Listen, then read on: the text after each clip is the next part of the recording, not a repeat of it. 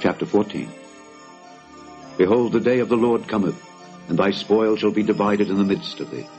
For I will gather all nations against Jerusalem to battle, and the city shall be taken, and the houses rifled, and the women ravished. And half of the city shall go forth into captivity, and the residue of the people shall not be cut off from the city. Then shall the Lord go forth and fight against those nations, as when he fought in the day of battle. And his feet shall stand in that day upon the Mount of Olives, which is before Jerusalem on the east. And the Mount of Olives shall cleave in the midst thereof, toward the east and toward the west. And there shall be a very great valley. And half of the mountain shall remove toward the north, and half of it toward the south. And ye shall flee to the valley of the mountains. For the valley of the mountains shall reach unto Azal.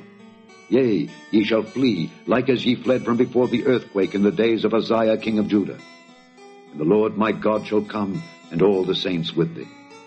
And it shall come to pass in that day that the light shall not be clear, nor dark. But it shall be one day which shall be known to the Lord, not day nor night. But it shall come to pass that at evening time it shall be light. And it shall be in that day that living waters shall go out from Jerusalem, half of them toward the former sea, and half of them toward the hinder sea. In summer and in winter shall it be. And the Lord shall be king over all the earth. In that day shall there be one Lord, and his name one.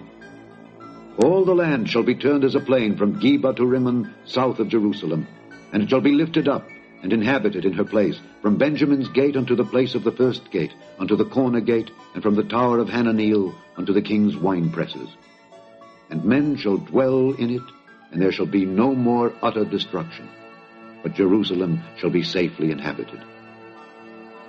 And this shall be the plague wherewith the Lord will smite all the people that have fought against Jerusalem. Their flesh shall consume away while they stand upon their feet, and their eyes shall consume away in their holes, and their tongue shall consume away in their mouth. And it shall come to pass in that day that a great tumult from the Lord shall be among them, and they shall lay hold every one on the hand of his neighbor, and his hand shall rise up against the hand of his neighbor. And Judah also shall fight at Jerusalem. And the wealth of all the heathen round about shall be gathered together, gold and silver and apparel in great abundance. And so shall be the plague of the horse, of the mule, of the camel, and of the ass, and of all the beasts that shall be in these tents, as this plague. And it shall come to pass that every one that is left of all the nations which came against Jerusalem shall even go up from year to year to worship the King, the Lord of hosts, and to keep the Feast of Tabernacles.